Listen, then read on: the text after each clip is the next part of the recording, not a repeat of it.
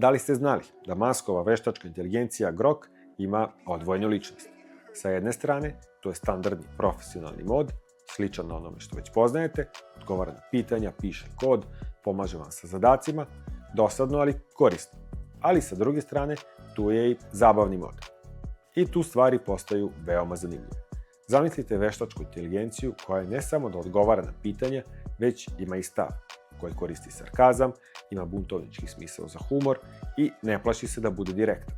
Dok će vam drugi AI sistemi dati pažljivo sročen, diplomatski i često cenzurisan odgovor, Grok u ovom modu može da vam da odgovor koji je brutalno iskren, pa čak i da se našali na vaš ili na sopstveni račun. Pitajte ga za neku kontroverznu temu, odgovorit će bez filtera. Tražite savet koji nije nužno politički korektan, dobit ćete ga. To je Muskova vizija AI-a koji teži istini kakva god ona bila. I sve to, naravno, sa informacijama u realnom vremenu, direktno sa platforme X, što znači da je u toku sa svakom dramom koja se dešava ovog trenutka.